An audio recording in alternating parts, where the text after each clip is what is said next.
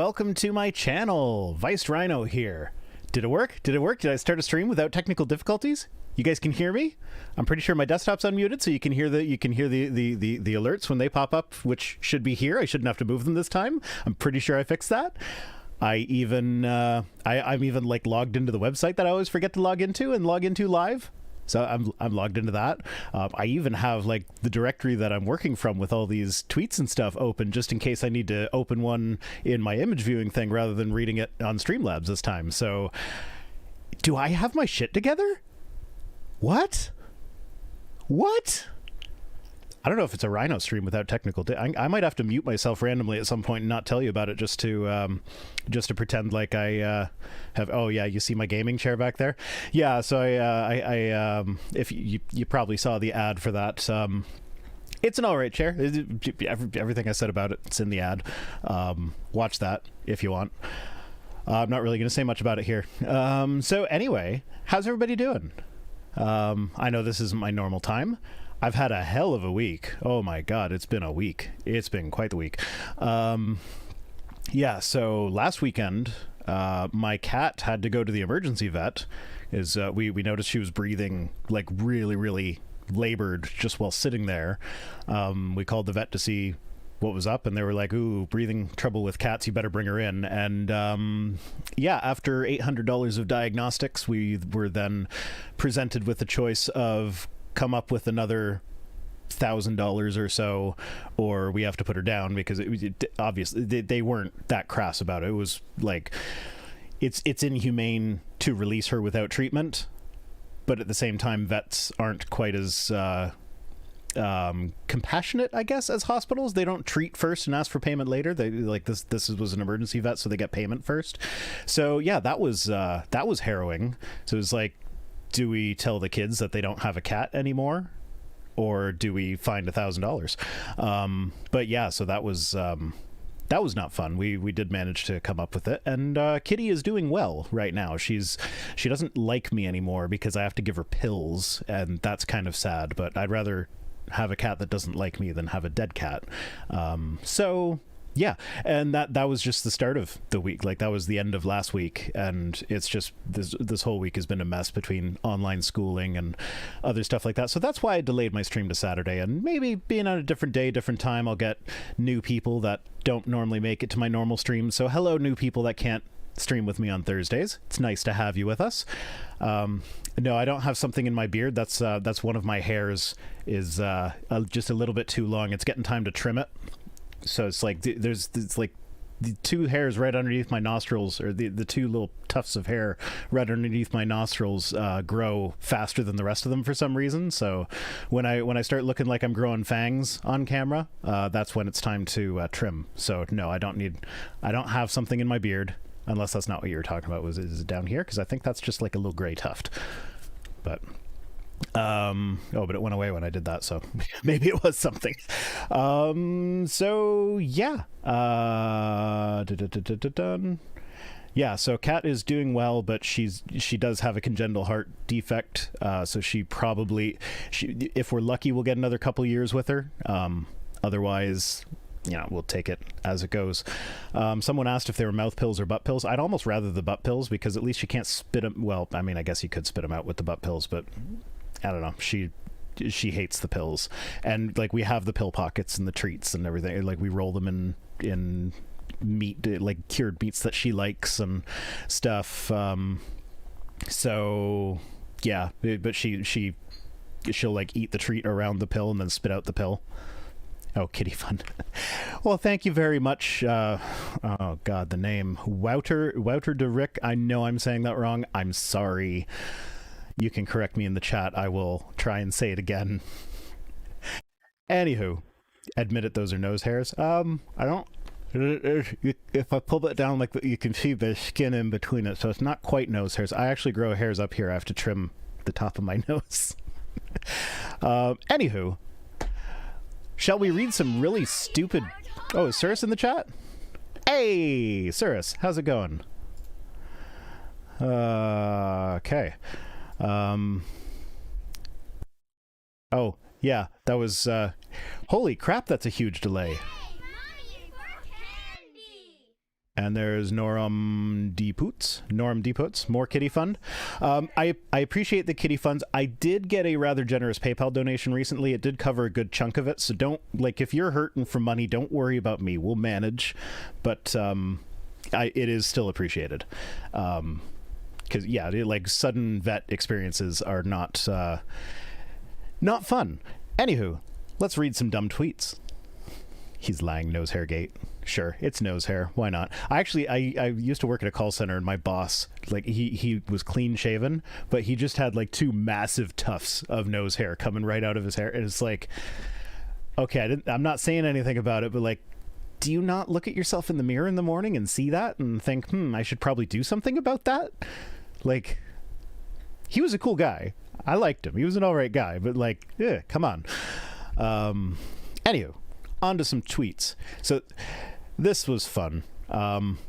Josh Hawley, Senator Hawley. This is an American senator, y'all. So he wrote a book about the tyranny of big tech and how these big tech companies are silencing right-wing voices. And then he tweeted on Twitter about how it's a bestseller on Amazon.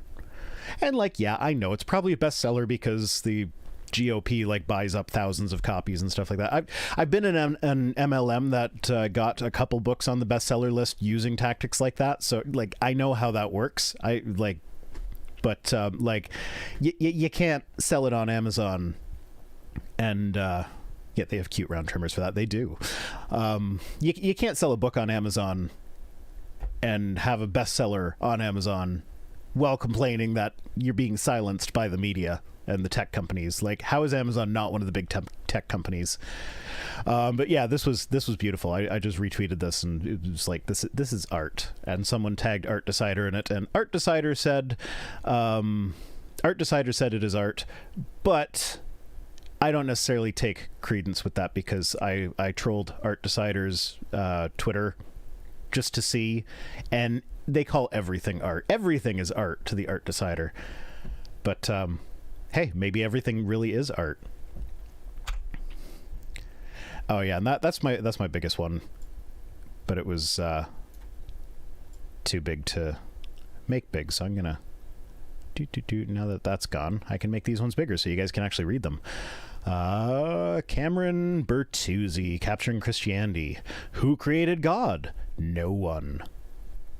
Okay, yeah, like, I am tempted to agree with this. I know some people say, like, oh, people created God, but I think the God concept probably evolved along with us. Like, it's like a byproduct of other things that our brains do. And so through the process of evolution, our conceptualization of gods evolved with it. So in that sense, no, nobody created God. It was a communal effort. It was kind of created in tandem with each other, with no one person guiding the creation. So I would kind of agree with that. But yeah, generally, like, you could also say humans created God. Maybe proto-humans. I don't know if the proto-humans had religion. I don't know if there's evidence for that. I'd have to look into it. I don't know that off the top of my head. But yeah, I agree. No one created God. However, I also know that he's tweeting this with reference to a particular video that he has that it's on my list of videos that I'm going to respond to. I don't respond to Cameron very often because he usually does like 2-hour-long interviews with people that I'm just not interested in listening to. So that's like, I'll let Paulogia deal with that. But yeah, Lisa for Truth says she's got a series on that, on how God came to be. Yeah, sure. And then Paul created the Jesus God. I don't know. I don't really hold to mythicism. Like, the idea that there was an actual guy named Jesus wandering around, or, well, Yeshua would have been Yeshua. The idea that there was a guy named Yeshua wandering around preaching apocalyptically to the Jews when there were a million other Jewish apocalyptic preachers running around the same area at the same time, it's not a big stretch to say that Jesus was a real dude. Like, I see where the mythicists are coming from, but it's just not an argument that I'm willing to entertain, because it's just not important to any of the other points. I thought this was a Zelda. That's Paul. Hi, Paul. Paula G is giving me money now. Hey, Paul passed me in subscribers somewhat recently.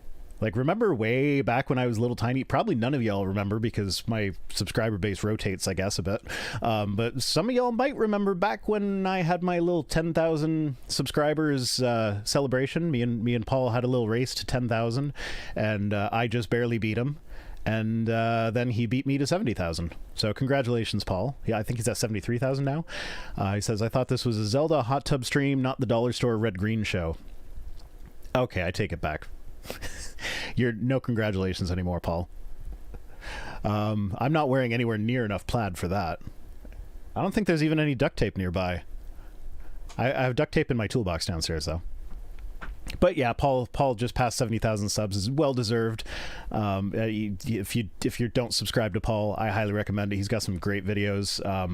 I recently I tweeted something about like a new argument for the resurrection that I hadn't heard before. It was new to me, and so I tweeted my perspective on it or whatever, and somebody responded to me with like, oh, well, you should check out Paul Agia's channel. He's got a lot of videos on the resurrection that might help you with your research. It was like, yeah, I've already got like 7 tabs open with Paul videos because he like I don't cite Paul in the video, but I did use him to help me find sources. So thank you, Paul. Surus sends me, all the other YouTubers are giving me money. You're going to make me feel guilty for not having super. I don't think I've ever sent anyone a super chat before because I'm a bad person. I do support people on Patreon though. So Surus says I have to send money now because Paul did, and we all have the same voice.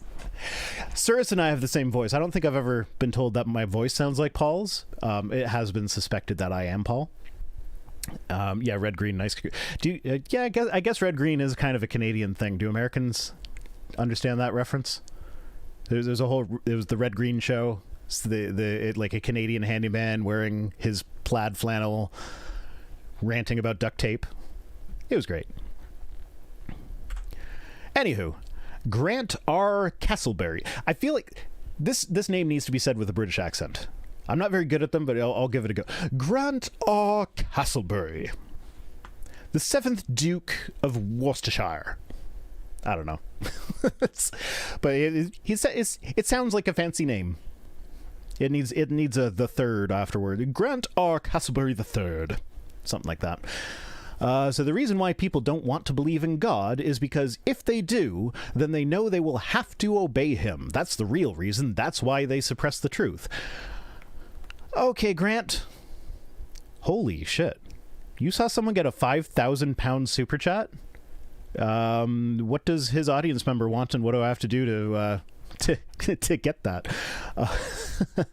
Oh, God. Are these my technical difficulties? Did I just miss that one? So Noram Deputs? Noram Deputs. That sounds familiar. Did I say this one already? He donated $3 and said cat with a sad face. That came through Streamlabs. Sometimes I miss those ones, but I did catch it. I do have a little scroll thing here. So that'll be my technical goof for the night. That I missed a super chat. So yeah, but okay, so I've never really understood this argument because seriously, like people that take the Bible literally enough to take Romans 1:20 to a point where they're like, oh well, nobody's really an atheist, everybody secretly believes in God, they're just suppressing the truth in their unrighteousness. The people that tend to take that verse the most seriously also tend to take Satan the most seriously. Satan believes in God 100%. He knows God exists. He's not denying the truth in his unrighteousness. Does he obey God? I mean, an argument could be made that yes, he does, in which case God is still not a very great guy and we still shouldn't worship him. But yeah. Oh, Noramdiputs says you didn't miss it, though. I hate pronouncing names.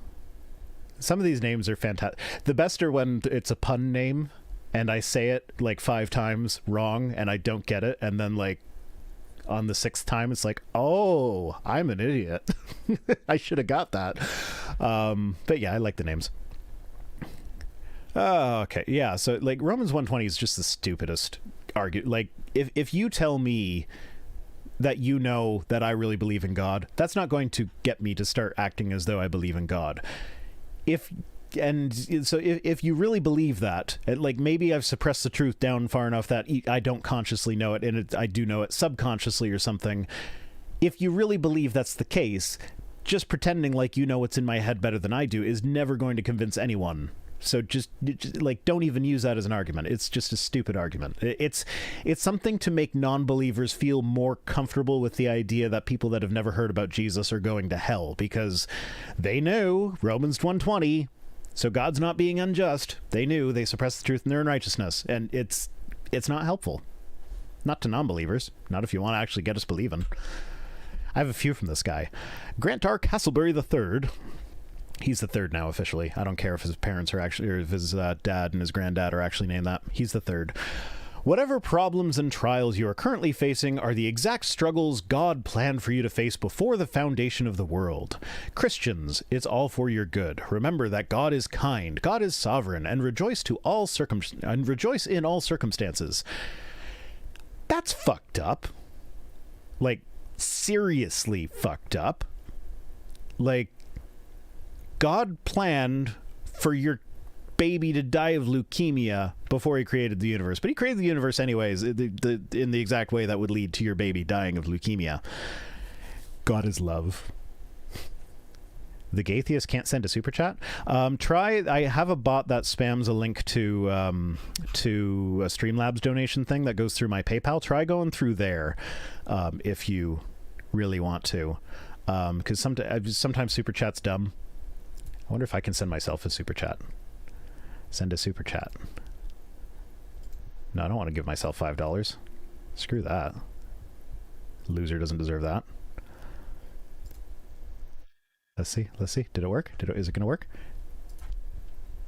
Oh, I got to choose a credit card? Oh my god. Yeah. Nah.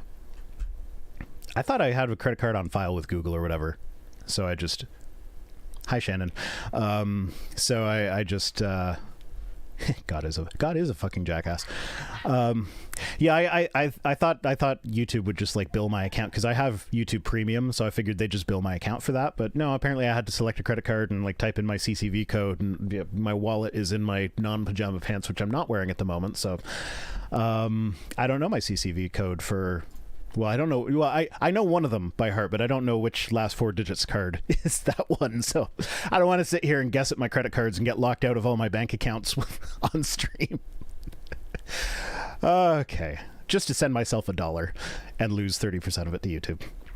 The reason why so many families are struggling is because God's design for the family has been almost completely lost.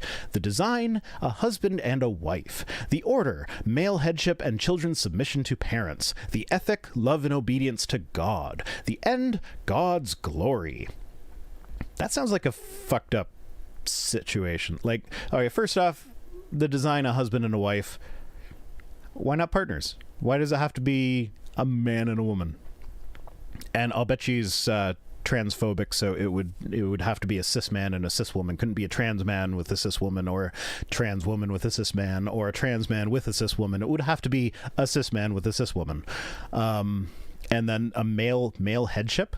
Like, some women are smarter than dudes, and they do a better job at managing a household and making important decisions and crap. And it would be really dumb of a guy to be like, no, I got a penis, so I'm in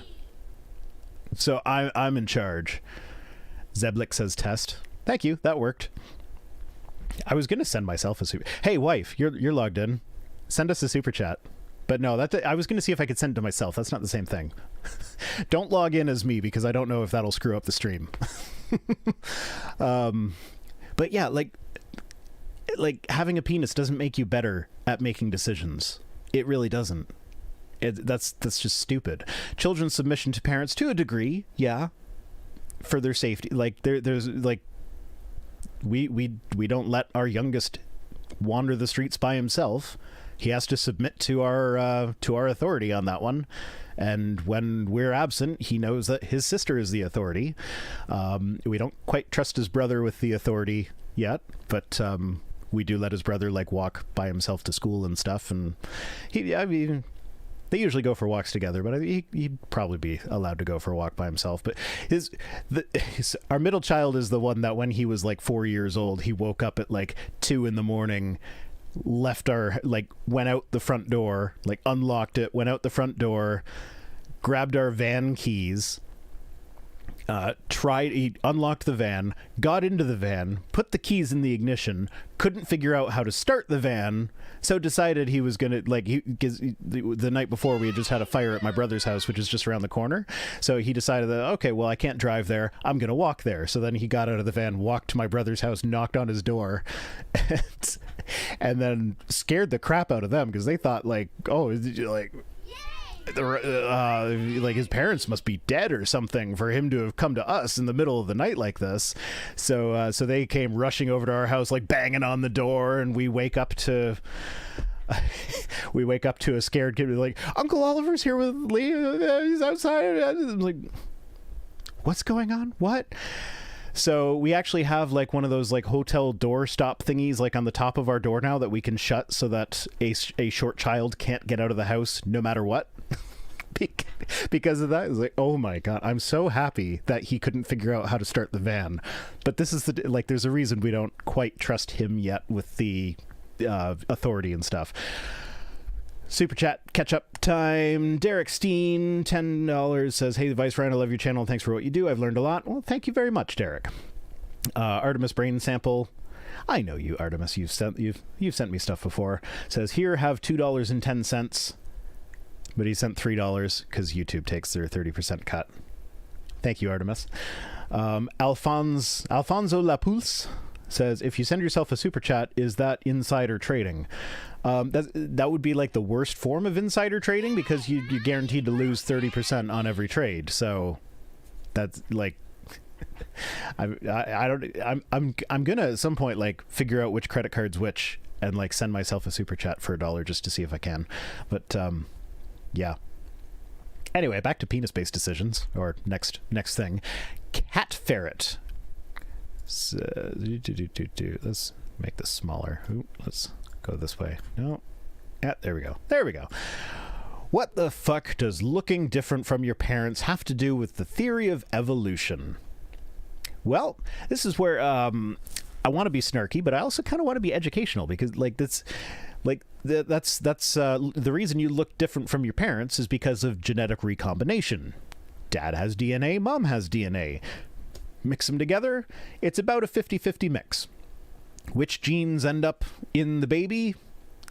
As far as I remember, it's pretty much random. There are certain factors that can influence, like it's more like you hear with genetic disorders, if one parent has this, then there's like an 80% chance that the child will have, that means it's on a gene that has more chance to like make it through the recombination process. So it's not exactly 50-50 for every gene, but it'll roughly be a 50-50 mixture of the genetics. So if a parent, like, okay, first off, through this combination, there might be like some combination of two genes that work together in a novel way that is like, okay, well, now this works better. So now that difference between you and your parents is now an advantage. So when that child has children of their own, if that same combination makes it into the next baby, that it'll increase the chances that that gene will eventually become fixed in the population. If it's a gene that actually helps with survival, then odds are the two genes that combined to make that those that combine to work together like that, those two genes probably also exist in other places within the population. So the chances of like two people coming together at some point that both have those two genes, then that becomes a more consistent, these two genes always go together in the next thing, and so that can lead to evolution. Now this is on a very small scale, like I'm just like, this is like super zoomed in and specific, because this is happening with multiple genes all the time on the whole genome, and there are mutations that will slightly alter how a gene behaves. There are like it can get really complex in a hurry, but basically like that's the long and short of it.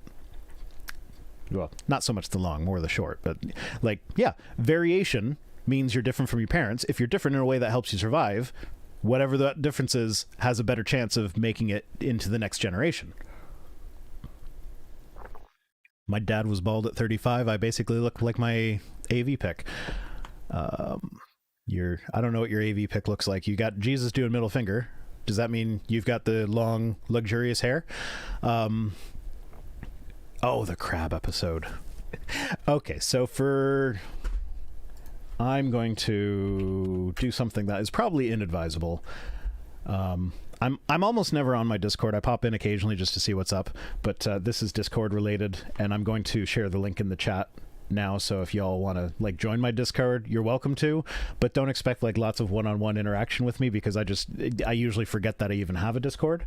Let's see, invite people, copy. Oh, it's detected that I'm streaming, so it's hiding the thing. But yeah, that's my Discord join link. So if you want to join my Discord, that's where you go. So my Discord, basically, for a period of time, it turned into a crab meme server. As everybody, like somebody talked about, I should do an episode of the Evidence for Evolution. That is the female presenting Jesus. There we go. Someone suggests I should do an episode of I can never pronounce the word on the first try, and I don't have it in front of me to read all the letters in order, so whatever, I don't care. But that phenomenon where things evolve into crabs, and it's happened something like 8 times individually, and it's really cool. And they said I should do an episode of the Evidence for Evolution series on that, and I've been like, okay, fine, I guess I will. So everybody's begging me for it in the Discord. So now you like, if you join my Discord server, you don't heart people's posts to say that you like them. You use the crab emoji, because that's my Discord's thing now, apparently. Tommy Thomas says, I like to ride the mute button on your videos. The people you respond to are going to make me dumber. I clearly understand what they said due to your response. You're doing a great job. Well, thank you very much, Tommy. I understand that that urge.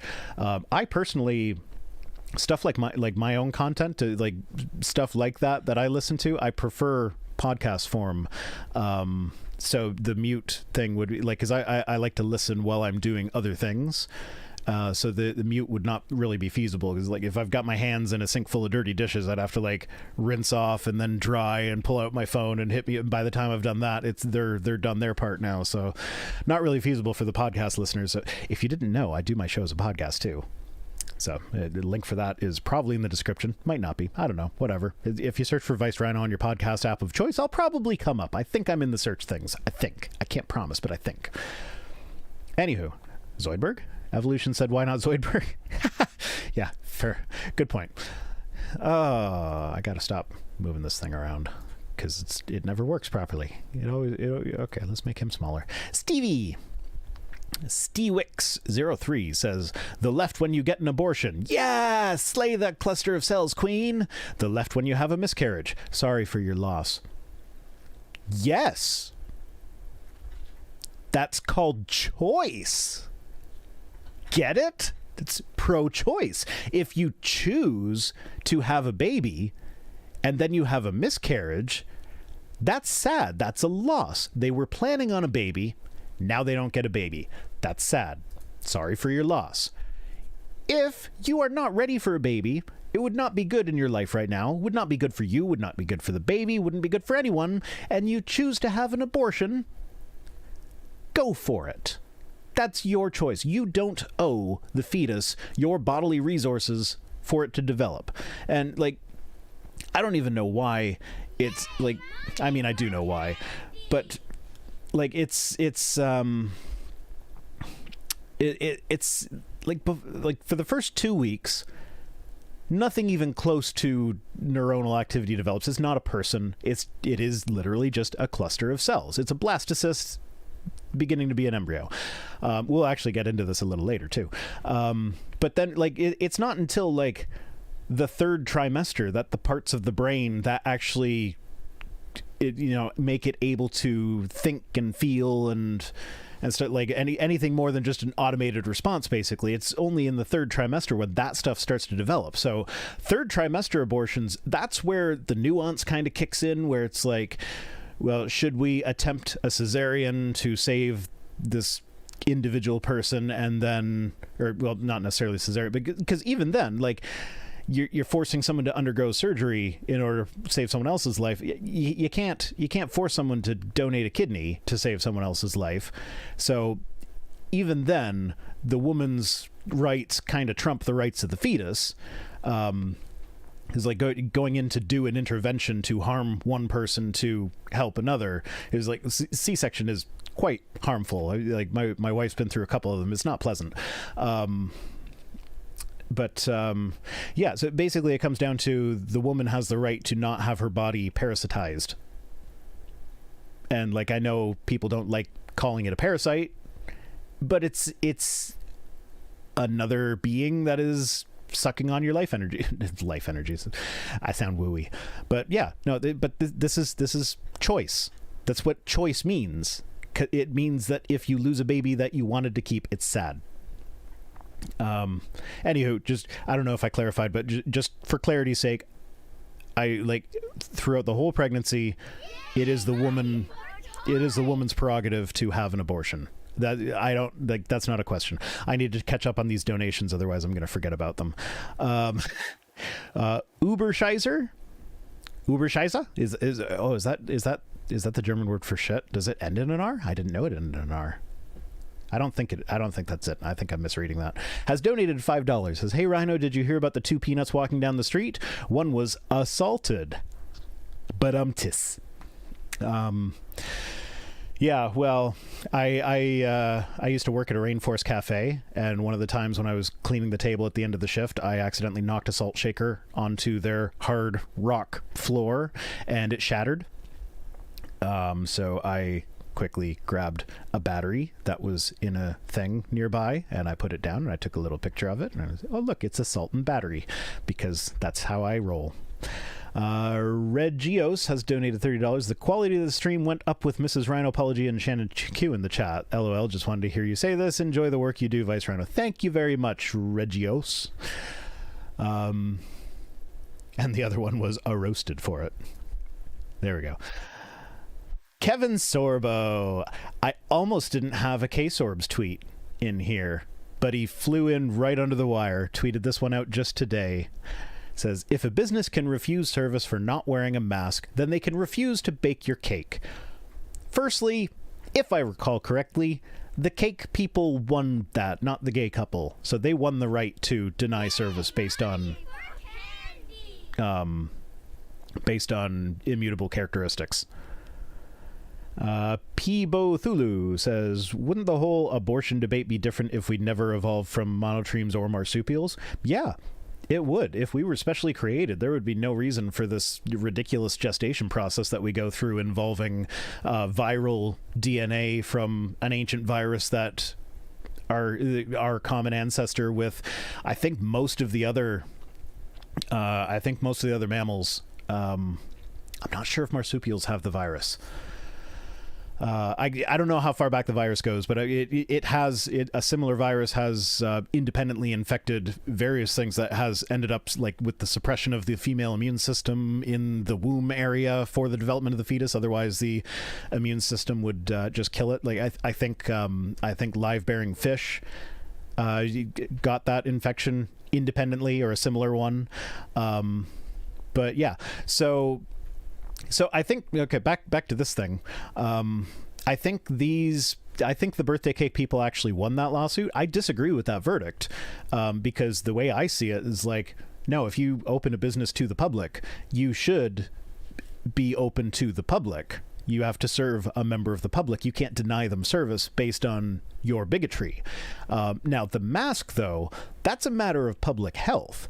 So if you don't want gay people to come into your store and oh yeah, Peebo Thulu left off the laugh emoji. But yeah, if you don't want gay people to come in and patronize your store, that's bigotry. It's not like them being there is going to hurt anyone else. It's not like their behavior is going to hurt anyone else. They're just there to buy a cake. It's not like the gay is not contagious. You're not going to turn gay by giving them a cake. There's no legitimate reason to deny them service. Whereas not wearing a mask is a matter of public health.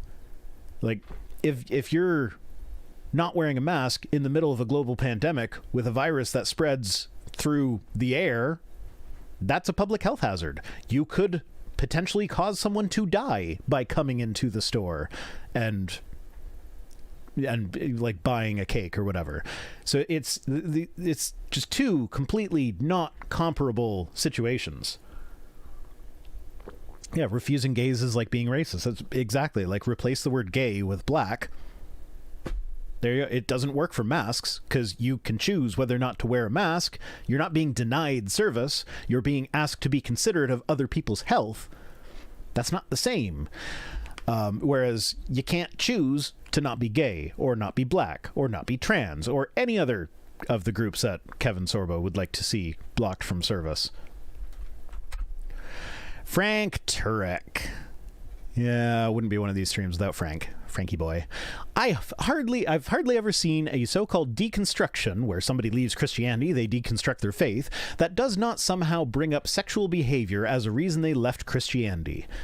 Well, it's interesting because I know for a fact that Frank has talked to several people personally and gotten their deconstruction stories that did not have anything to do with sex. And like, I don't know, for myself, like I didn't start sleeping around with anyone when I stopped. Like I was married to Mrs. Rhino, and I haven't cheated on her before or after I deconverted from Christianity. Sex had nothing to do with it. Now, accepting people of sexualities that are different than mine, that might have been a contributing factor, but that definitely wasn't the main thing. Like I wouldn't say perfectly comfortable, but I was doing that thing in my head where you separate the, love the sin or hate the sin. It's a horrible thing to do. Don't do it. But like I could be nice to people of different sexualities than myself. It didn't bother me. So I basically took the track that it's not my job to judge them. Yeah, also promiscuity is not evil. That too. Like, if you want to sleep around, then sleep around. It's best you not try and hide it, because when you try and hide it, that's when you end up in like a church sex scandal. Like people that just sleep around and have fun, you don't see them in the news because they, like, I don't know. It's just, there's a reason churches have issues with this sort of thing. Tommy Thomas says, "What? When they made gay marriage legal, I thought I had to get married to a man. My wife was going to be pissed." Yeah, that's like, you can still have your straight marriage. It's like, yeah, just fuck off. Fuck off, Frank. Fuck right the fuck off. And there's the notification. I keep forgetting to wait for the notifications from this thing. There used to be a person who went by the name Delay that watched my streams, that I could always make the joke that, oh, I hate the delay. And then they would be like, why do you hate me? I'm like, no, I don't actually hate you. But thank you, Tommy. Frank Turek again. An alternate explanation is not a refutation. Greg Kokel. That's correct. I agree with that. But sometimes an alternate explanation that is a better explanation is a better explanation. And if it's a better explanation, then that, like, kind of by definition, it's more likely to happen. Like this is the thing with the resurrection. It's not possible to historically prove it, because when you consider something proven, historically speaking, it's a matter of probability. So like when historians are looking through these ancient documents, they're trying to figure out what is the most probable course of events that can be explained by this writing in the context of the culture and other writings that we have, and all sorts of various factors. A miracle, by definition, is not a probable event. It's just not. If it was probable, then it wouldn't be a miracle, because it's a definitional thing. Like, what's miraculous about something that is perfectly probable and plausible? It's just not miraculous. Ergo, historians are perfectly welcome to believe that Jesus rose from the dead or whatever other miracles, but they can't say that it's historically demonstrable, because it's just like any any naturalistic explanation is just automatically more likely than a miracle, just by the fact that it's not a miracle. Like, oh, the disciples, like these fishermen from Galilee, couldn't possibly have beaten up a Roman guard, gotten past them, and stolen a body. It's like, yeah, it's not very likely. You know what it's more likely than? A resurrection. Like, we know people beat people up sometimes. We know that sometimes an undersupplied and underprepared group of people are able to defeat a more well-supplied and more prepared enemy at times, given the right circumstances. It's happened on occasion. Sure, it's not the most likely thing. And to like, straight up, I'm not saying that that's my theory as to what happened. I don't think there even was an empty tomb. The Empress of the Known Universe says, "It's my birthday. Thank you for this surprise live stream." Well, happy birthday, Empress. I like your avatar. It looks like it's a gnome in a thong. That's actually pretty in character for a D&D character that I'm playing right now. But yeah, most historians agree Jesus rose from the dead. Most historians are Christian. Of course they believe that. I would amend that to most historians that specifically study the resurrection, or like Jesus.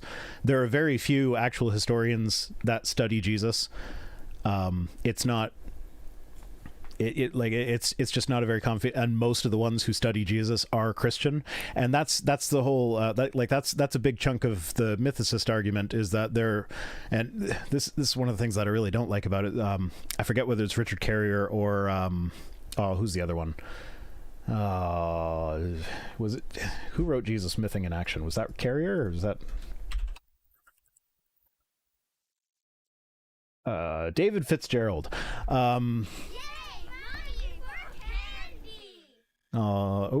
So we've got Fred is me sent $5, says Greg Kokel is not a useful quote source. No, he's not. I've only covered one of his videos and I was not impressed. But also his head's shaped funny.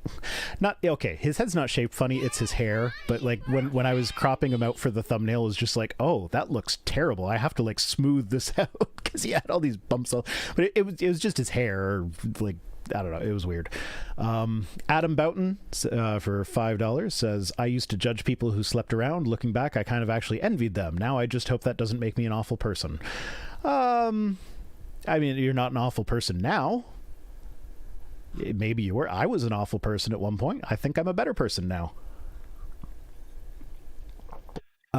But yeah, so I've read a couple of the mythicist books, and one of the arguments that is relied on rather heavily is, I know people that believe that Jesus was a myth, but they can't say it because they work for an institution where they signed a statement of faith and they'll lose their job for it. And it's like, okay, I can see that, but at the same time, like, I wouldn't accept that as evidence from a creation like that like I've heard stuff like that before, like that's I like apologists do that all the time, where it's like, I spoke to an atheist and I can't tell you who they are. He's like, I have a professor friend at a university and they question evolution even though they're a professor at a university, but they can't question it publicly because they're a professor at the university. And it's like yeah, the idea that someone who signed a statement of faith is holding out on that because they'll lose their job and credibility or whatever, that's a bit more plausible to me than the professor of biology who denies evolution but doesn't because he's afraid for his job.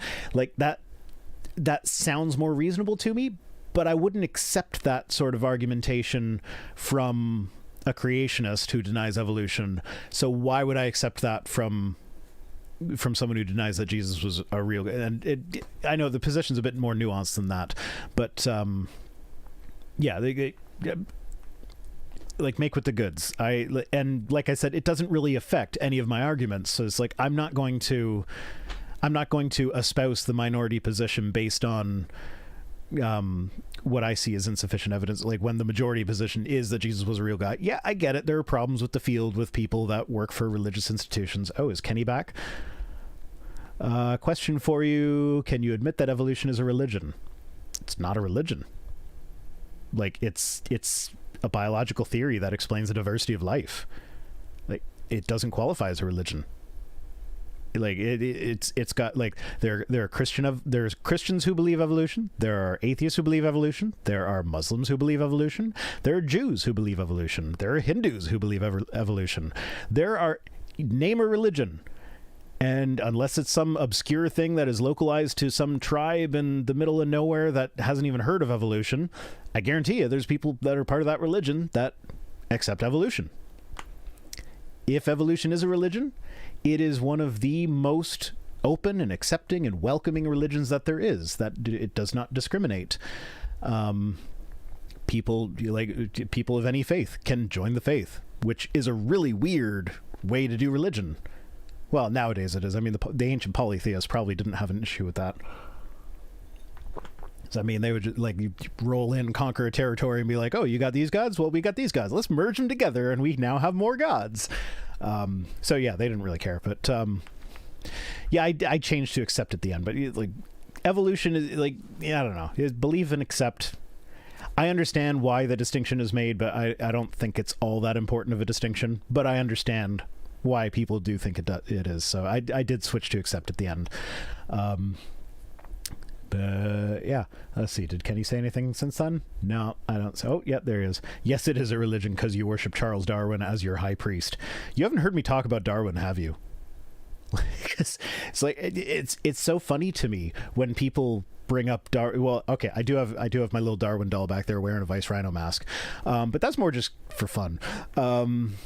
But yeah, no, like Darwin, he got stuff wrong. Name a religion where you're allowed to say that your priest, when he was proclaiming things about the religion, was wrong. And I'll either show you a denominational split or someone being called a heretic for questioning the authorities. Like, no, Darwin got a lot of stuff wrong. He got a lot of stuff right, but he got a lot of stuff wrong. Also, he built on the ideas of other people. Science is like that. There's that whole standing on the shoulders of giants thing. Like pretty much any scientific discovery that you can think of, the people whose names are attached to that discovery, they built their discovery on the discoveries that came before them. And usually, like, you examine any scientific idea, its origins go back a lot further than the scientist whose name is famous for it. And Darwin is no exception. There were concepts that were remarkably similar to Darwinistic evolution that were being proposed in ancient Greece. Now, they got a lot more wrong than Darwin. They were very wrong on a few key issues, but they were remarkably close to it. And I've actually seen creationists bring that up as like, ha, you think Darwin came up with evolution? It actually has its origins in ancient Greece. I'm like, yeah, so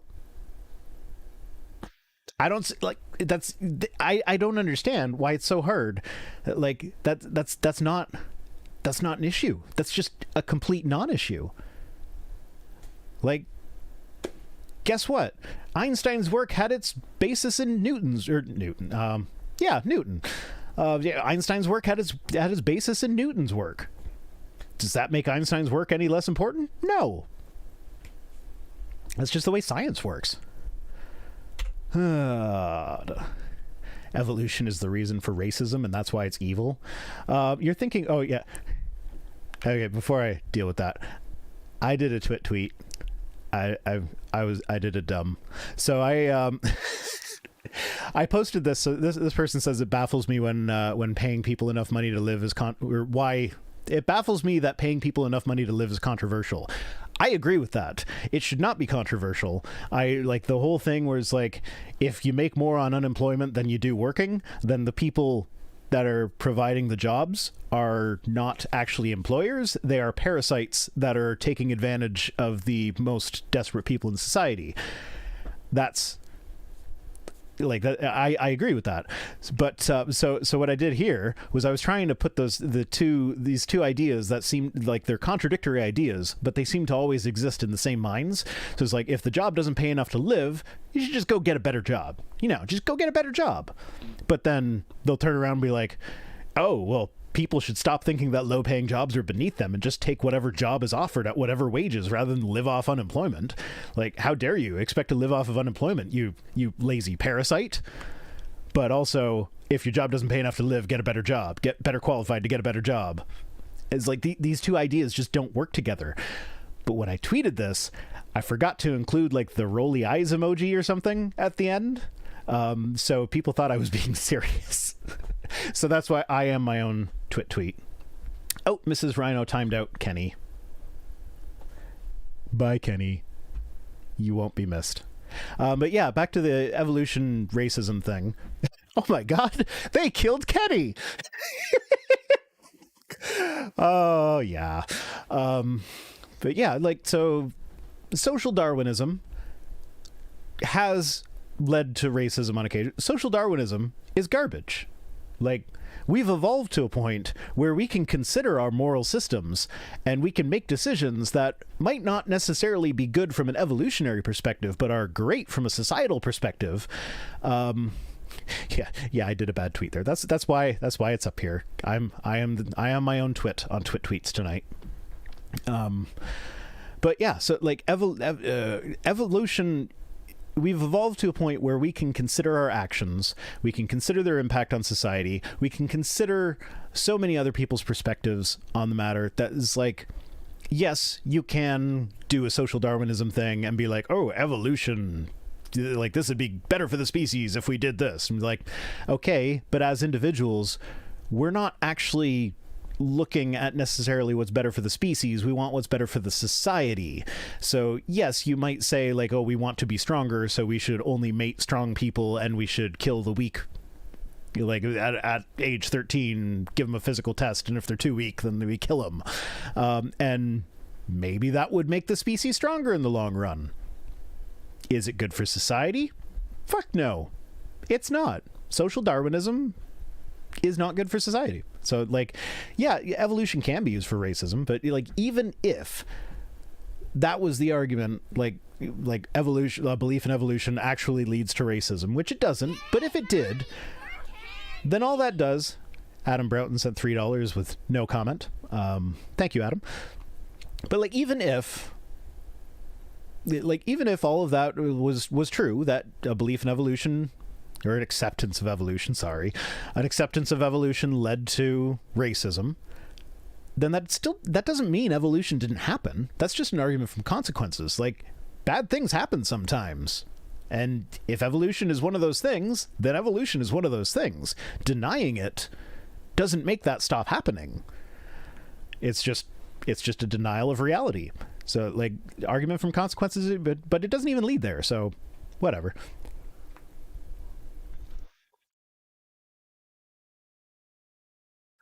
Okay, so the judgmental cat. So like when they said this was a bad tweet, I guess they're arguing with someone. No, it was a bit of a bad tweet.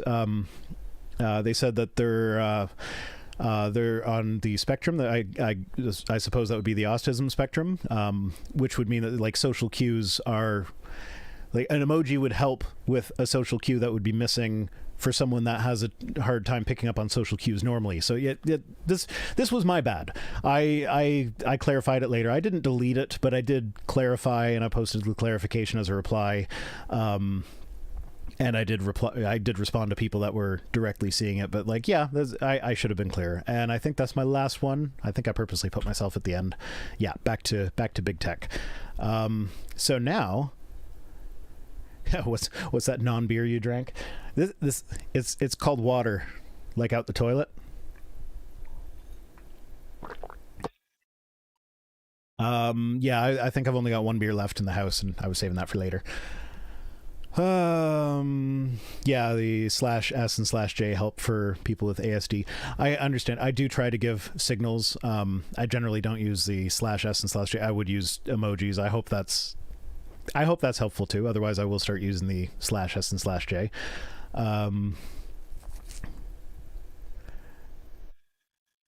Yeah, so emojis are tone indicators. Yeah, I actually remember being in school, high school in the early 2000s, with people talking about, or like I had English teachers talking about how they were adding like chat speak to the dictionary, like with LOL and LMFAO. I think rafflecopters were a big thing then. And they're like they're lamenting that one day we're going to have to accept essays written with chat speak. Like, I don't know if you will, but you know what? Language evolves. Language is actually a really good analogy for evolution, because like we can watch language evolves quicker than living organisms do, so we can actually like go back and see how the language evolved, like how English was a mashup of like German and a bunch of Romance languages, and so it's actually quite fascinating. So like, yep, language is going to change.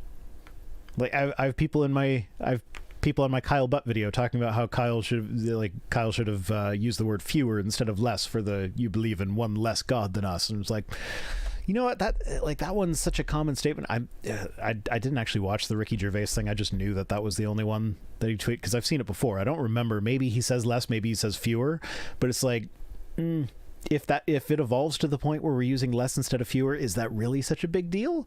Like, people still understand what you mean. But I don't know. I'm weird this way because like I'm kind of cavalier towards grammar, where it's like it doesn't really matter. But then when I'm writing a script for myself that only I see, I catch myself going back and like capitalizing things properly. It's like, oh, that's a proper noun and I didn't capitalize it, so I'll like go back and capitalize it. And it's like, I'm the only person that's ever going to see this. Why am I capitalizing this? Like, if I like, I just wasted time to go back and because Earth is a big one, because I will say the Earth is supposed to be capitalized, but Earth, when it's just the ground, is not. So like, I'll write Earth, and then I'll like notice a couple sentences later that, oh, I didn't capitalize it, so I go back and capitalize it. Who fucking cares? It's just me that sees it. But then at the same time, when I'm dealing with public discourse, with I used to be excessively plural. Is that directed at me? I don't know, whatever. I only get partial chat sometimes, but yeah. But yeah, so but like when I'm in discourse with people on the internet, I'm extremely forgiving of like bad grammar and stuff like that. First off, I don't even know if English is their first language. And secondly, as long as I can understand what you're saying, who cares? Like there are times when it's like, okay, you need to put a little bit of effort into at least getting some punctuation in there so I know what the fuck you're talking about. But for the most part, it's like, yeah, no, I get it.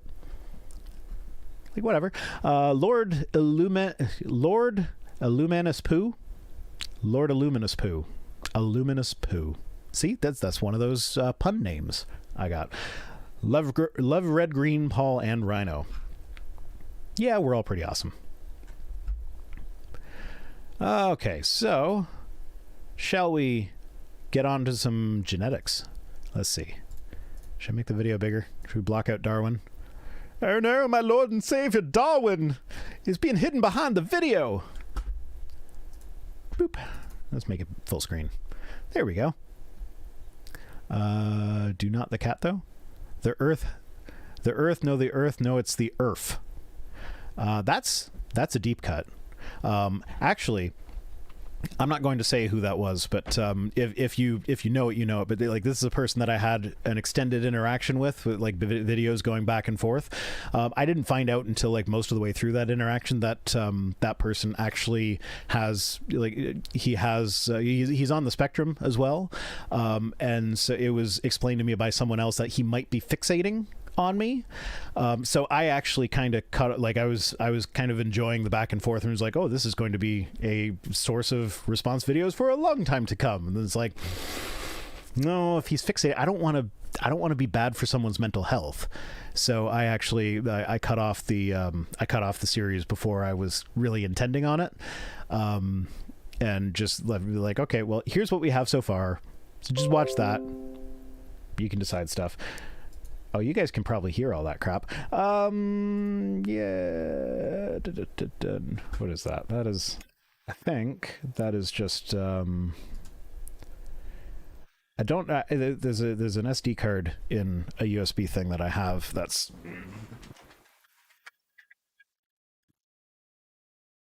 it's normally empty, but I had to transfer files of the video for that chair today. So, yeah, so and my SD card reader is faulty, where sometimes it'll disconnect and then reconnect. So that's what you guys have been hearing.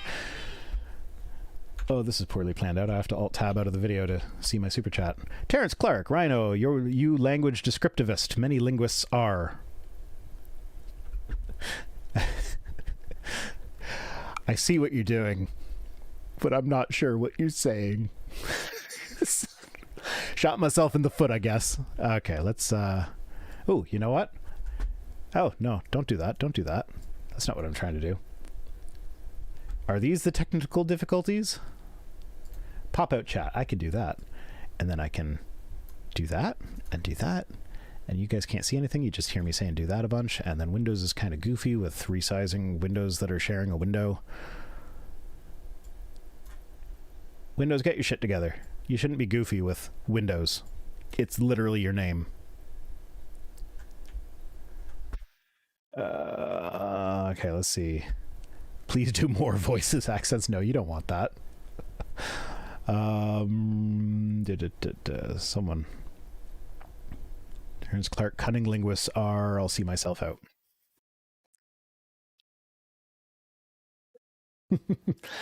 Okay, yeah, I brought that on myself. Anywho, let's watch this video, shall we? Someone says, gene editing can help us wipe out disease and will improve life for everyone. Not entirely true. Gene editing can help us wipe out genetic disease.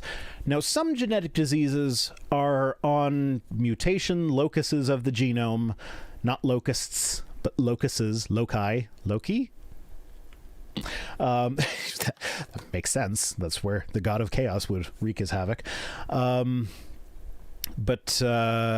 so what was I saying? I distracted myself with a reference to Loki. How's the chair? The chair is not comfortable. Watch my response video for that. Not my response video. I released a video today. You can watch it yourself. Code Rhino at checkout for 20% off, but I don't really recommend it. If you think it's for you, use my code. But it's not for me.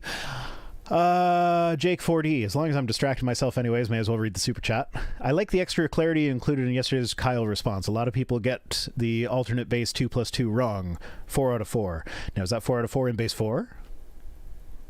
I guess that's 1 in every base, because that's how fractions work. But yeah, no, everybody goes to those alternate base things, but I don't like the alternate base jokes because, like, in base, like the 1-1 in base, I forget which one is 3 and which one is 4 or whatever, but like 1-1 in base 3 I think is 4, but like you don't say it 11, you still say 4, so verbally it just doesn't work. I get how it works with the symbols, but verbally it doesn't really work, which is why I specified verbally in the video. Anywho, we were talking about yeah, so some genes are more susceptible to mutation than others, and some genetic diseases and disorders it's a novel mutation every time. It's not necessarily that it was carried by a parent, it's that it's just spontaneously Loki and the locus of locusts. I like that.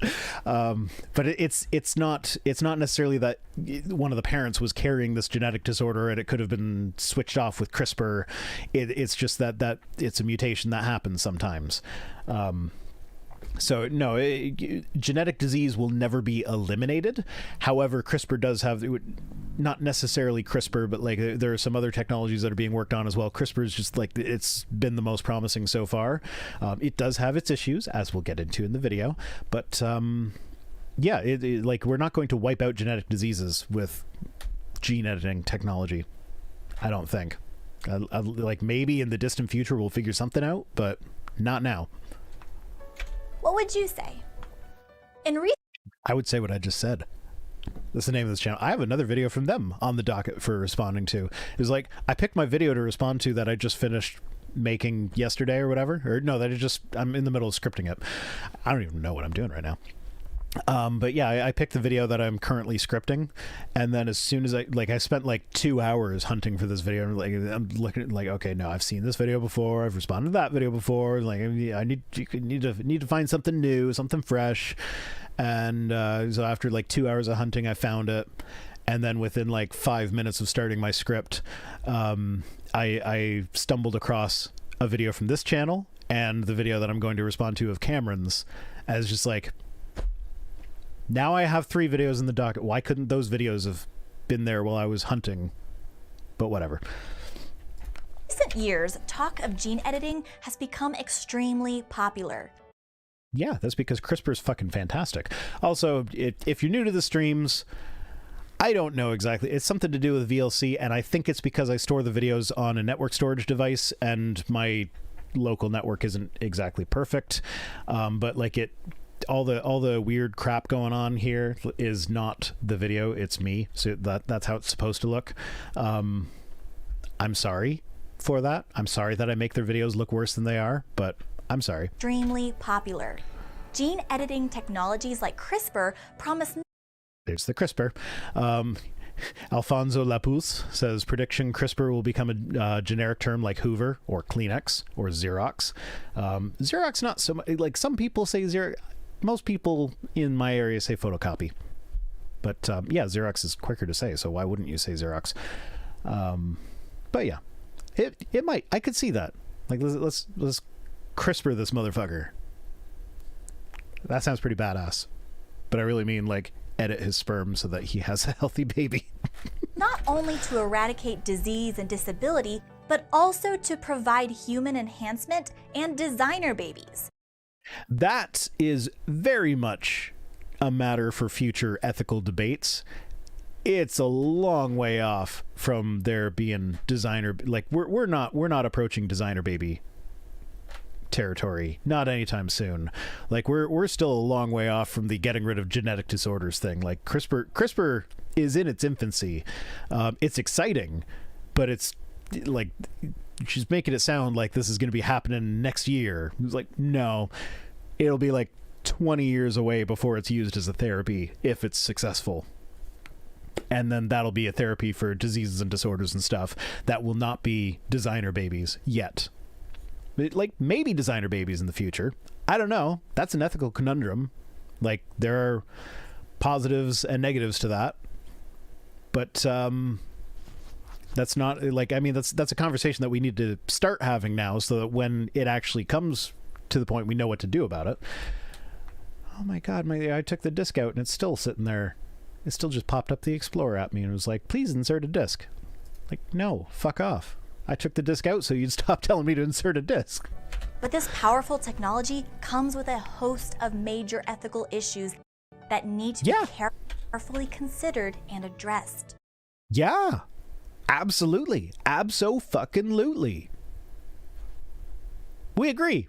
Shall we end the video? Nah, I wouldn't pick this video if it ended on an agreement. You may wonder what ethics has to do with gene editing. If you're wondering that, then you need, like, you got some learning to do because, like, it should be obvious.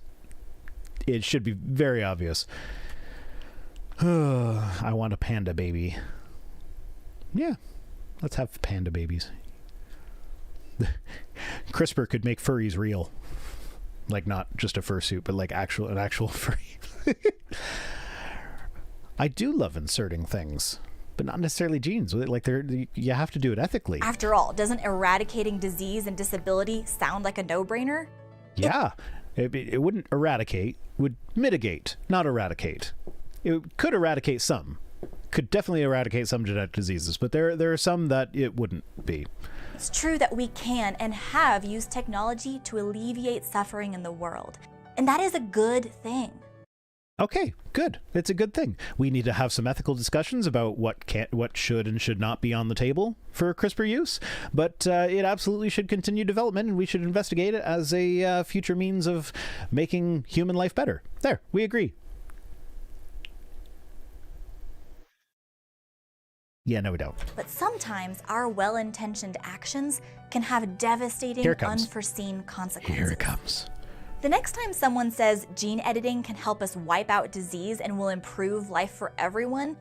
Because there are people just walking around saying that. Like I just go, like, I order my coffee in the morning. Okay, no, I don't drink coffee. I drink tea. So I go to Tim Hortons and order their disgusting tea that they make there. I don't know how anyone drinks that swill. And I look at the person who is making my tea and I say, Gene editing can help us wipe out disease and will improve life for everyone. That's totally normal people conversation right there. CRISPR comes with free ethical problems. Everyone tuned into the free deal being offered. Here are 3 things to remember. Number 1, just because we can do something doesn't mean we should. Cue the Jeff Goldblum meme. When we hear about the exciting advances in technology and Why is she wearing a respirator while exercising? Did they just think that would look futuristic if they gave her like a Saw Gerrera mask? genetics, it's easy to believe the promise that it will make our lives better or healthier. I mean, yeah. So, with every new technological development, there will be ethical questions. You can use things for good, you can use things for bad. I'd be willing to bet that the people who made this video would agree that sometimes video making equipment is used for bad things. And I'd even say, like, they would probably think more of the things that it's used for are bad than me. Like porn. They probably think all porn is bad. And it's made with the same video editing stuff that they use to make their... So we should just give up video technology because it's bad. It can be used for bad things. So we were too busy thinking about whether or not we could make videos. We never stopped to think about whether or not we should make videos. Adam Broughton says Tim Hortons tea is an afterthought. It's not an afterthought. No, I've tried it like twice, and it was okay. So the first time I tried it, bit of history. I started drinking tea when I was working at a fancy restaurant because, like, my sister tried to get me to drink tea when I was a kid. That's the Adam Broughton thing that I'm talking about now. So my sister tried to get me to drink tea when I was a kid. It was probably orange pico. I don't really remember, and I didn't like it. And I grew up thinking like, oh, I just don't like tea. Fine, whatever. And then I worked in a fancy restaurant that served loose leaf teas and crap, and I was just like, I don't like tea. Whatever, I don't care. But every time somebody ordered Earl Grey, I would like make it, and it's like, this smells really good. But I've tried tea. I don't like tea. Whatever. Yeah, whatever. So I worked there for years, and then I tried the tea. I was like, this is actually good. This is really good. I missed out for years. But because I started with fancy schmancy loose leaf cream of Earl Grey crap, I then went to Tim Hortons and I was like, give me an Earl Grey. And they gave me an Earl Grey. And it was disgusting. Like, oh. Now there is non-loose leaf tea. There are tea bags that you can get of Earl Grey that are fine. Twinings is all right. They're an all right brand. But yeah, just Tim Hortons. I forget the name of their brand, but it's gross. It's just gross. And like later on, after I drank tea for years and years and years and years, and I had I acclimated myself to the bag tea that we had at the restaurant that I worked at last. I got used to that and was like, okay, well, maybe not all, like maybe I just need to get used to the taste of tea more than I was when I first tried it. So I decided to try Tim Hortons again. Nope. It's just gross. It's gross. Earl Grey is tea with perfume in it. Hipster garbage. I beg to differ because I think perfume is gross generally. I've never smelled a perfume that I actually like. So if Earl Grey is like, if that's perfume, then sure, let's do Earl Grey perfume. Okay, back to the video. No, we're done my tea escapades now. But yeah, Captain Picard drinks his Earl Grey. Let people enjoy things. Yeah, let people enjoy things. But also, it's fun to argue about stuff that you enjoy. That's brisk, baby. I know what that's a reference to. But as countless stories in science fiction have taught us, simply pursuing innovation for innovation's sake can have dangerous consequences. Yeah, but CRISPR is not innovation for innovation's sake. And actually, see, that's one of those things, like, I can't actually think of any science fiction that says innovation for innovation's sake is a bad thing. Off the top of my head. Maybe there probably is some out there somewhere, but I can't think of it. Usually it's like the whole point of, like, I mean, there are some dystopian ones that will point out some of the bad things that can be done with technology, but they'll also point out a lot of the good stuff. But yeah, also like you're saying in the chat, science fiction, because like in reality, like innovation for innovation's sake, like you don't know where your innovation is going to go 100 years from now. You just don't.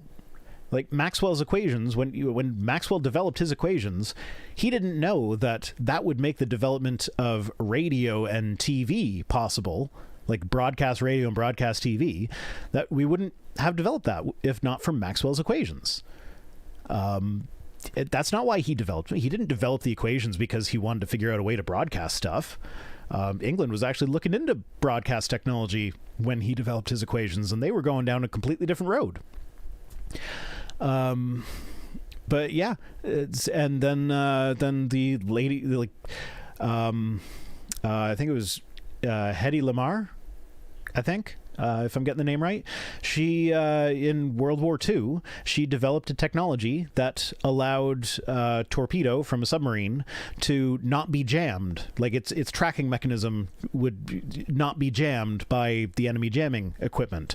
And the technology that she designed that implemented that became the basis for Wi-Fi. She wasn't thinking about downloading porn on your wireless phone when she developed a technology to help win World War II. That's not what the intended use for that was. Technology for technology's sake is literally like, that's like, obviously you have to have the ethical discussions along the way, but dollars are the ultimate excuse for a killing rampage that I've ever run into. Yeah, and I actually think this, like that image there, I'm pretty sure that's referencing a Dalek. Like, I don't know what, like, I don't recognize it from anything, but it's given off Dalek vibes, especially with how it vaporized the person that was in front of it. But, yeah, like, no, innovation, that's Headley? No, it's not Headley, it's Hedy Lamarr. I'm looking it up now. Or was that a joke? Hedy Lamarr, American actress. No, not American. Did it say American? I thought she was like Hungarian or something. Austrian. No, that's her resting place. Oh yeah, she was born in Austria-Hungary. Yeah, but she died in Florida and then was buried in Austria. Let's see.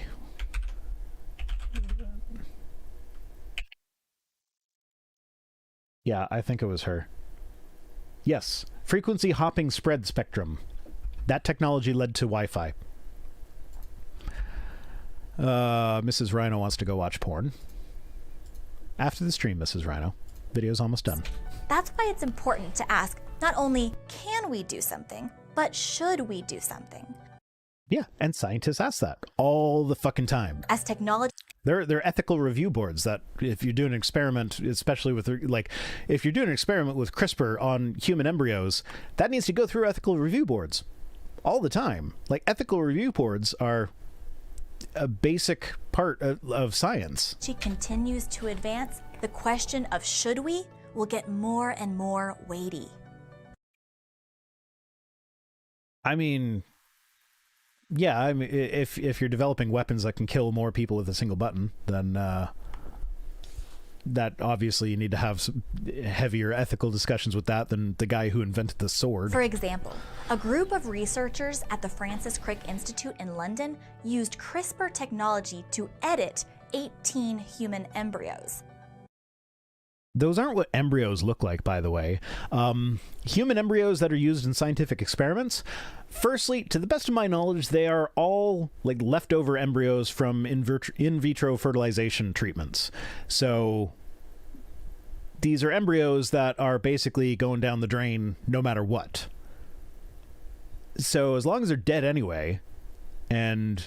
like the reason, so the 14-day thing, the reason the 14 days was chosen, like scientists actually aren't allowed to experiment on embryos that are older than 14 days old. because that's when the first hints of the nervous system start developing. So they're just like, that's going to raise a whole bunch of ethical questions. And when they made that decision, it was basically a non-starter issue anyway. They were just like, okay, well, we can only get them to survive for a day or two outside of the womb, so 14 days, sure. That's like, we'll just call it quits there.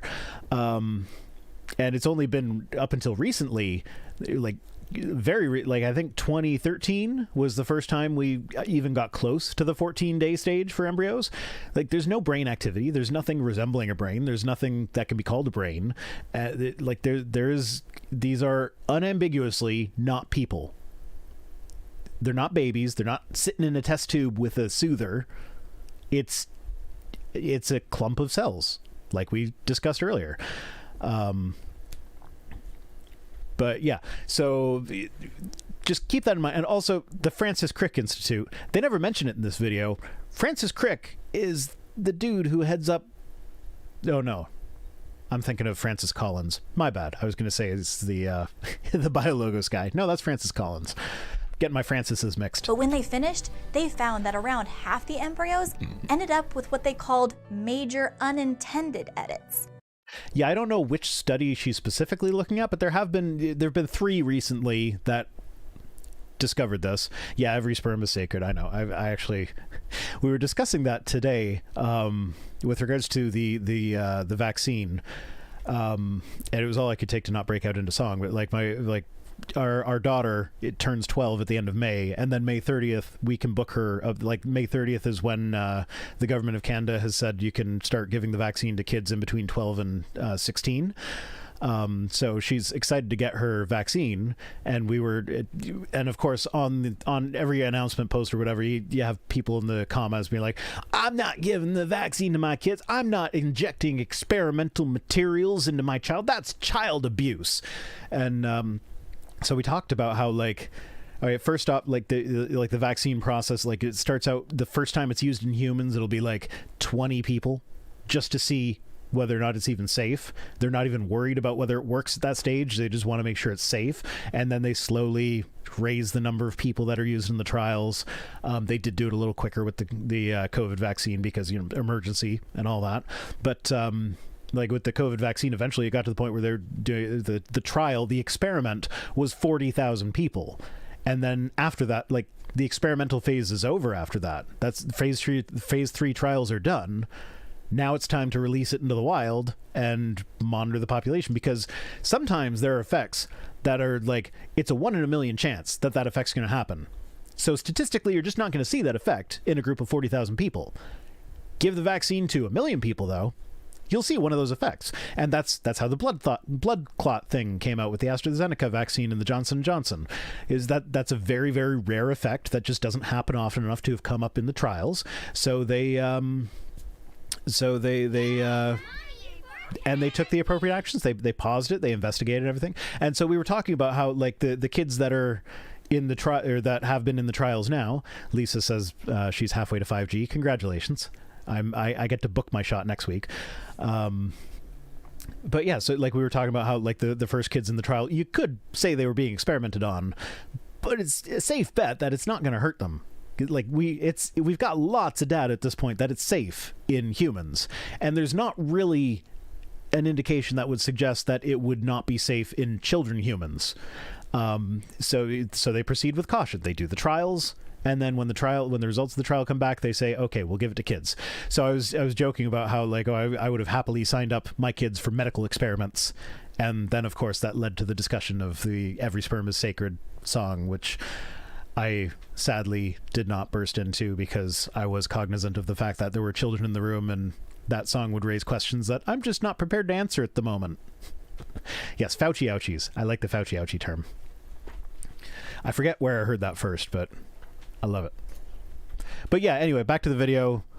I know of at least 3 studies recently, like I think they were all 2020, that did find that there were major non-target edits in the genome, and that's disappointing. But here's the thing. The fact that they're publishing these studies, they're saying, like, hey, hold up, we can't just throw CRISPR into people yet, because there are all these off-target edits that are happening with CRISPR. So more research is needed. We need to develop better technology. Like, I love it when people take shit like this and it's like science figuring out a problem and saying, hey, this is a problem that we need to solve before we increase our usage of this thing or even start usage of this thing in people. And they take that warning and they say, oh, see, there are problems, but scientists just want to jump in with no ethical considerations whatsoever. And it's like, yeah, there was that one dude in China who injected, like, I think it was two like embryo twins with a CRISPR edit, and I don't know what he was trying to do, but it's like, that was like, he was universally condemned by the scientific community for that. It was like, that was completely out of line. He should not have done that. And like, that's the only example they have of that. And that's actually one of the ethical considerations we need to have discussions about with CRISPR, because one of the problems, like one of the good things about CRISPR is that it's super cheap and easy for labs to do and get a hold of it. Like, they don't need all sorts of specialized equipment that you might need for other methods of gene editing. So it makes it easier. It's more accessible to the scientists. But then with increased accessibility comes increased ability for crazy people like that guy in China to just do non-approved experiments like the one that he did. And like, we may, like, the kids that he edited might grow up to be healthy adults. They might not. I don't know.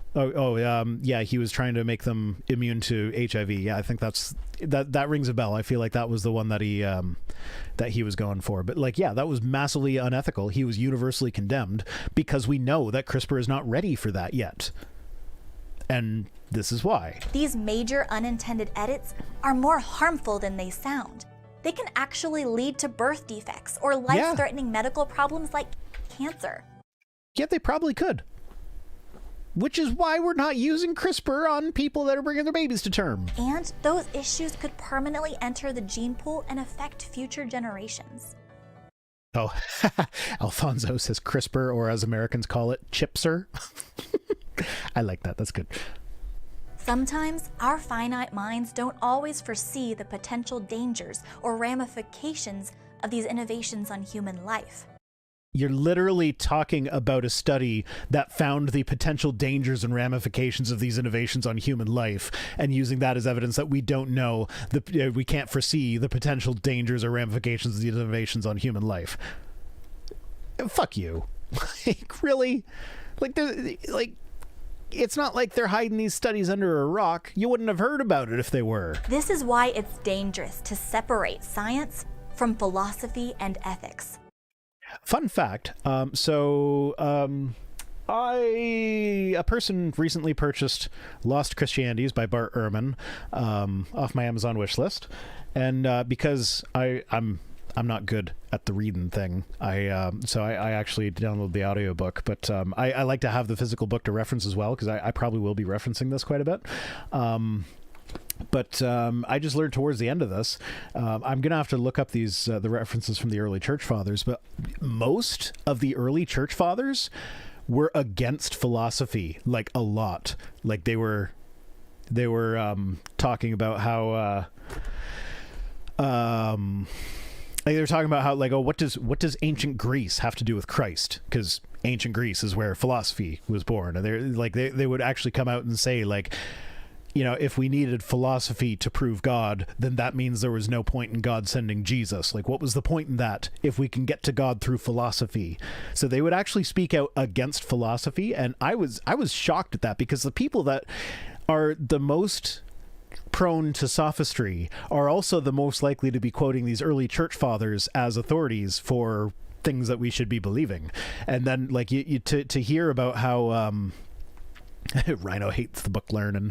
No, I just don't have time for it. Like, I've got 3 kids to homeschool. When do I have time to sit down and read? But yeah, so the people that like to make use of complicated philosophical arguments are also the most likely to be quoting these early church fathers that would absolutely hate the fact that they're using philosophy to get to God. And I love that. I think it's hilarious. Then on top of that, you have all these I don't know. I've known they were there, but listening to the audiobook for that, it really kind of drives it home, like just how much of the New Testament it's not written about non-believers. It's written about other Christians who are believing the wrong Christian stuff. Like that's like Paul, when he's writing his letters to all these various churches, he is not writing to warn about the non-believers and the pagans most of the time. Most of the time he's warning about the church leaders that came in after him and taught different stuff. And the same thing with the book of Peter. It's warning against, and actually Paul warns against Peter's teachings, and then the books of Peter, which probably were not authored by Peter, but if we grant that they were authored by Peter, then Peter is arguing against Paul, and then we have these two books side by side in the Bible arguing with each other. So it's really fascinating, like, and the number of like, I don't know how I would have dealt with this stuff as a Christian. Like I kind of know how I would have dealt with the evolutionist arguments from my experience as a young earth creationist, but I never really went into looking into the origins of the religion and the various sects and everything. So I have no idea how I would have dealt with this when I was a Christian. Because it's just when you learn about it, it's just so obvious that it was just this human religion with people that supposedly knew personally Jesus when he was alive, disagreed with other people who were alive at the same time. And like, how do you disagree with the guy who actually walked with Jesus? I don't know. But yeah. Anyway, where were we? These decisions shouldn't just be left up to scientists or experts who may be preoccupied with scientific advancements without a larger ethical perspective and boundaries. This is what happens when you learn about how science works from Jurassic Park. It's like that's not how science works. Like I said, we have ethical review boards. Those are a thing. You need to pass ethical review boards for a lot of these types of experiments. And that can actually be a big pain in the butt for a scientist who thinks that their experiment is perfectly ethical, but the ethical review board disagrees. Like, I don't know. It's you just don't know how. If you're claiming that scientists aren't considering, like, they're not having ethical considerations of the ramifications of their work, then you don't know how science works. Number 2, treating human life as disposable doesn't make our society more humane. No, but treating embryo life as disposable can, because like they're not human being. Like, they're human in the sense that they are genetically human, but until they develop a brain, then it's not a person. It doesn't have personhood. It doesn't have thoughts. It doesn't have feelings. It doesn't have emotion. Or, well, the emotions and feelings, same thing. It doesn't have a will. It literally is just a very simple multicellular organism. JG Man sends 99 cents. Thank you, JG Man. I didn't even know. Okay. Let's get back to the... Oh, no. I don't have the super chat button in my chat thing anymore, so I can't super chat myself.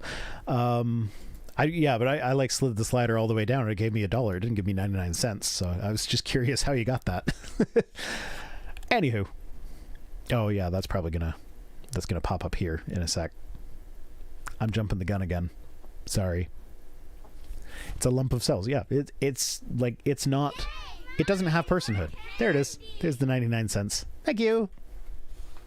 Humans aren't simply problems to be fixed or objects to be experimented on. I mean, that depends on the experiment. If you're talking about like vaccine trials, yeah, humans were experimented on in that. Sometimes human experimentation is okay.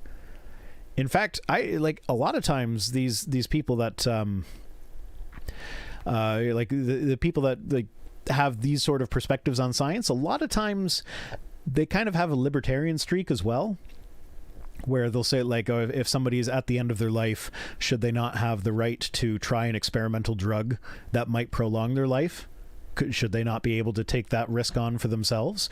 And first off, I haven't done in-depth research onto this, but I believe there is actually a system in place where that's allowed. Like you can get an authorization to try an experimental drug that hasn't finished its trials yet if it might help you where there are no other treatments available. And secondly, that's literally experimenting on people. But yeah, I don't know for sure if the people that made this video feel that way about that sort of treatments. But yeah, no, it depends on the experiment. Sometimes human experimentation is allowed. Sometimes it's not allowed. In the case of embryos, it's allowed up to 14 days. They're not growing babies in test tubes. They're growing embryos. And usually it's not even up to 14 days, the vast majority of the time. Those 18 edited embryos are actual human lives that have been permanently altered in the pursuit of innovation and science. You're making it sound like they're bringing them to term. Like, no, they're not bringing them to term. Like, if it gets close to 14 days, then bye-bye. Flush down the toilet. Probably not. They probably have a better way of disposing them than that. But yeah, no, it's not a person. It's human in the sense that it's genetically human, but it is not a person. It does not have personhood. And they're not bringing them to term. So it's not like they're permanently altering someone's life. Many embryos will simply be discarded or destroyed because their usefulness has expired. Yeah. And you know what? These were IVF embryos anyway. So they were going to be discarded anyway. Why would it be a problem if we use them first to advance human understanding? Like the same kind of people that do this sort of thing are the people that like they held back stem cell research for years. Okay, Adam's got a comment coming. The chat's actually going, so I'm gonna miss it if I don't read it now. So for $5, there it is. I dealt with contradictions by copious amounts of cognitive dissonance. I was Pentecostal / charismatic. Yeah, I had cognitive dissonance as well. Yeah, but the cartoon shows teeny tiny little babies. Yeah, it does. They did that on purpose. It's manipulation. That's all it is. But yeah, like I had cognitive dissonance with regards to evolution stuff. Like I think I've mentioned this before. Like I sometimes refer to myself as an ex-young Earth creationist, but I never actually came around to the young part of the young Earth creationist because, if I'm honest, it was the distant starlight problem that was the main issue. Like I could agree that like life was created 6,000 years ago or whatever, but it's like the universe is clearly a few billion years old because we can see a few billion years into the past with the distant starlight thing. But I just kind of put that aside and didn't think about it. And if I did think about it, then I would feel bad about it. And then I would think there's probably an explanation for this. But then I knew that the explanation probably wasn't any good. So I would like start to search for it. And then I'd start, if I've started to feel disappointed at the, like, kind of like if you listen to Paul Agea's story about how he deconverted, like Ken Ham made me an atheist. It was kind of the same thing with the distant starlight problem for me. That's not what made me an atheist, but I would try not to think about it. But I probably would have done something similar with the learning how Christianity formed. But defining the value of a human life by their utility is not advancing society in a desirable or worthy direction. That depends what you mean by human life here, because you're showing fully developed people with brains that are functioning, and they're people, they have personhood, and comparing them to embryos that do not have brains, are not people. They do not have the capacity to become people because they are external from a womb to bring them to term, and they are going to be discarded anyway. So there's literally zero chance of any of these embryos becoming people. JG Man 2645 says pro-life until there is a birth, then pro-life cloud, then the pro-life crowd is appalling. Yes, they are pro-forced birth more than pro-life, because as soon as that baby's born, fuck them. Bootstraps, baby. Pull up your bootstraps. Yeah. But were you there? I'm here now, seeing starlight from sometimes well, okay, not naked eye. I'm not seeing billions of years ago, but naked eye, you can still see millions of years ago with the naked eye. I think Andromeda is a couple million light years away, if I remember correctly, and that's the most distant naked eye object. But yeah, and I recognize that was not that was not asked seriously, most likely. This image is hella ableist. I think that's the point, actually. They're trying to say that we're making a judgment that the person not in the wheelchair is better. But that's the thing, though, is like, I would value both of these people as people because they are people. Embryos are not people. But like, they're trying to say like, oh, we would just abort the embryos that are going to have physical disabilities that we can detect in the womb. It's like, we already do that. Like, that's not CRISPR. That's screening. The sincere desire to eradicate genetic diseases is understandable. Okay. So why are you not on board? Why do you want people to suffer? And the longing to heal reflects God's image in us. I disagree, but again, why do you want people to suffer if we can do something to make it not suffer? Like, to make it not suffering. Like, these are embryos that are getting flushed anyway. Why can't we use them to make human life better? Andromeda is coming straight for us. Give it a few billion years and we might crash into it. Fun fact about galaxy collisions, though, is that there's like an almost zero chance of any stars actually like bumping into each other in that collision, because galaxies are mostly empty space. They're just going to pass right through each other, and then the gravitational effects will do some wonky stuff and like pull, like this star might end up in the other galaxy and vice versa, and there will be trails and stuff like that. It's really cool, but yeah, not likely that a star will hit another star or a planet or whatever. It's not like head-on collision kind of thing. But yeah. Nunya Business, $4.99 says, conservatives, pull yourself up by your bootstraps. Me, being autistic and taking everything literally. What does that even mean? Yeah, it's not physically possible. If your boots have straps and you pull on them, you have now pulled yourself down. You have not pulled yourself up. Because if you pull on your bootstraps hard enough to actually move yourself, gravity works. So you can't just like lift your feet off the ground. You are literally pulling yourself down. It's literally you pulling yourself down. That's Peebo Thulu for $5 says, if our biology were similar to kangaroos, we would not be having this type of conversation. Just saying. Yeah. Maybe. I don't know when the kangaroo's nervous system starts developing. Obviously, it's before the little wormy thing crawls out of the pouch. But yeah. Abort the return Jesus. Abort the return Jesus. Ethically sound don't and think he's coming back safe through a vagina this time. That don't dehumanize other human beings should be pursued. Okay, that's what this is. People, that's the one I already read. Yeah, no, that's exactly what this is. You're not hurting humans by experimenting on embryos that are getting destroyed anyway before they get destroyed. It's literally taking something that, even if you see that as an evil, it is taking that evil and bringing something good out of it. Isn't the whole God thing the problem, the whole solution to the problem of evil, aside from the garbage free will argument, like as if free will could cause earthquakes,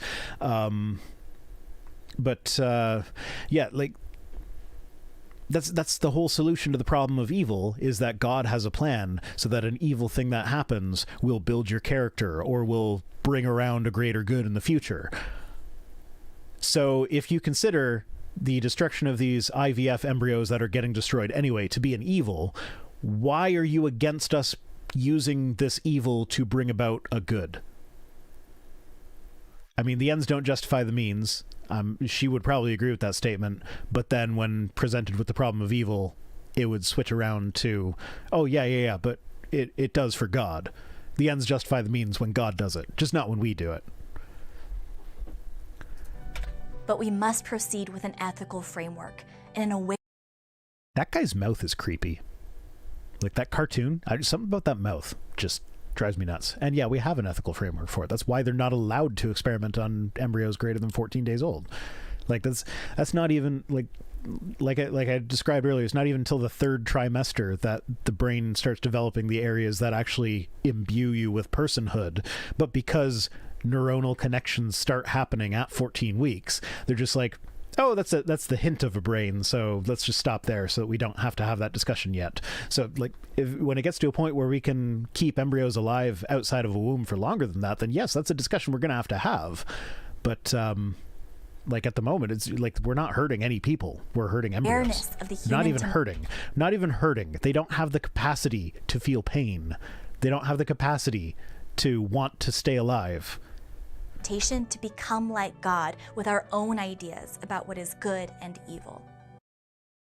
Okay, we're not trying to become like God. We're just trying to make life better for us, because God doesn't appear to be doing that.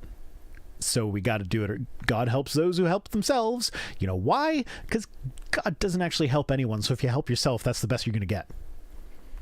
Which leads to our third point. Number 3, gene editing can't deliver on its promise of control. How do you know? Are you a geneticist? Have you studied gene editing and figured out that this is somehow impossible? It's actually impossible for it to work? Like she's probably going to talk. I haven't watched this far in the video yet, but she's probably going to talk about how the studies that came out recently showed off-target mutations, and I get that. It's not perfect yet, which is why we're not using it. In the ethics of biotechnology, there's a fine line between healing and enhancement.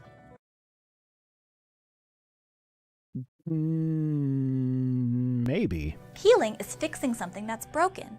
Enhancement is trying to improve something that isn't broken. Okay, so this is where I was saying there might be a fine line, because I was looking at that broken bone and I was like, so if you enhance something so that it heals better, does that count as healing or enhancement? Because I could see that could be a fine line, and there could definitely be an ethical discussion there. But that doesn't mean just stop all research. It can be tempting to want to just upgrade healthy people or give our children a leg up in the world through various biotechnical enhancements. Okay, but we're not even talking about that yet. Like, I mean, we should be talking about that. And yeah, absolutely, that is a discussion that needs to be had. But, like, that doesn't mean we should just give up on advancement. Yeah, don't aborted babies get a free pass to heaven? Why do I have to risk hell but they don't? Yeah, like in this worldview where you get a soul as soon as the sperm hits the egg, the aborted babies should be going to heaven. And so, like, because they're... I mean, that depends. I guess that depends on what sect of Christianity you're in, because there are some that have that age of innocence thing, which I've never actually been able to find biblical support for. I mean, there's some verses that hint at it, but it's like... Yeah, but then there are some that might say that, no, you're born with original sin. You have to accept Jesus. You have to make a conscious decision to accept Jesus in order to get into heaven. So aborted fetuses would go to hell. Either way, God's a dick. There's no way God comes out of that looking good. JG Man says, gene editing bad. Proceeds to eat modern corn and tomatoes while petting a chihuahua. Don't bring that up. Don't bring that up, because we need GMOs to feed the world. Like, GMOs are actually a good thing. And as with all of these things, there are ethical discussions to be had with GMOs, and we need to be cautious with them. But we do need them, and there's no like harm, there's no long-term health effects of eating them as people.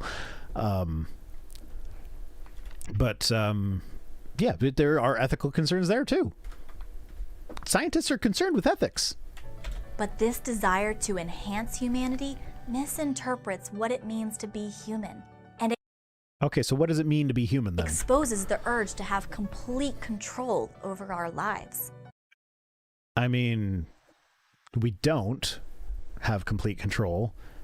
It'd be nice if we did. And yeah, I can understand that urge. You want to control things. That's actually one of the hypotheses for where conspiracy theories come from, is a desire for control. Like you can't just accept that bad things happen sometimes that are out of your control, like the 9/11 towers coming down. So it had to have been like if bad stuff can happen like that randomly, then that might happen to me.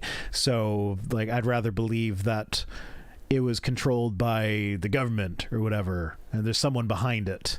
I don't know if I fully accept that line of thinking as to where conspiracy thinking comes from, but yeah, humans want control over their lives, and that's not a bad thing. Our desire to have control over our lives led us to develop agriculture and civilizations and technology. And like everything we invent is to give us a greater deal of control over something. Yeah. Control. You must learn control. We like to think that we have everything under control, and that we... Yeah, we would like to think that, but the reality is that we don't, and we never will, most likely. Can protect ourselves from any kind of pain and decide what is moral on our own. I mean, we kind of have to do that anyway. Like,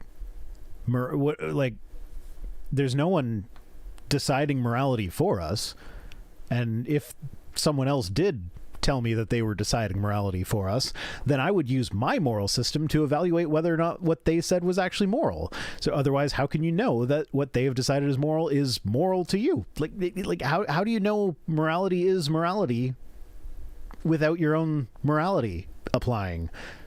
Like that can't be external. But yeah, no, we don't think that we can protect ourselves from any kind of pain, but we'd sure like to try and protect ourselves from as much of it as we can, and that's a good thing. But technology and human enhancement can't deliver on its promise to meet those deep desires for control. I mean, not perfectly. Probably never will. Don't think anyone is under that delusion. As we discussed earlier, this search for control often descends into a chaos of unintended consequences.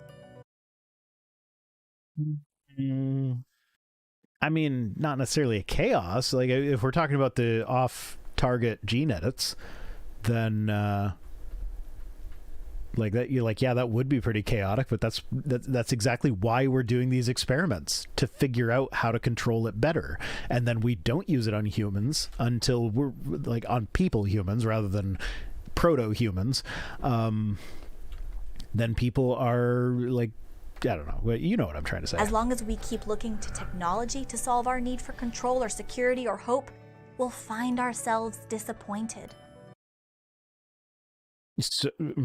So is your solution then to look for God?